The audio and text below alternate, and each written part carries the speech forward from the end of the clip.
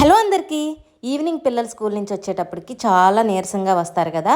ఆ టైంలో పిల్లలకి ఒక్కసారి ఈ క్యారెట్ మిల్క్ షేక్ చేసి పెట్టండి, చాలా ఇష్టంగా తాగుతారు. ఫుల్ ఎనర్జీ కూడా వస్తుంది. అంతేకాదు టేస్ట్ కూడా చాలా బాగుంటుంది. చాలా ఈజీగా ప్రిపేర్ చేసుకోవచ్చు, త్వరగా కూడా అయిపోతుంది. ముందుగా 2 క్యారెట్ని పీల్ తీసి ఈ విధంగా ముక్కలుగా కట్ చేసి ఒక గిన్నెలో వేసుకోండి. నానబెట్టుకుని పీల్ తీసిన 10 బాదం పప్పు, 10 జీడిపప్పు వేసుకుని 1 గ్లాస్ వాటర్ పోసుకుని ఒక 5 నిమిషాలు ఉడికించుకుని స్టవ్ ఆఫ్ చేసుకోండి.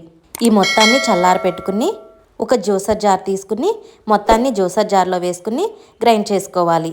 ఈ విధంగా గ్రైండ్ చేసుకుని 1 గ్లాస్ పాలు పోసుకుని మళ్ళీ గ్రైండ్ చేసుకోవాలి. స్మూత్గా గ్రైండ్ చేసుకోవాలి.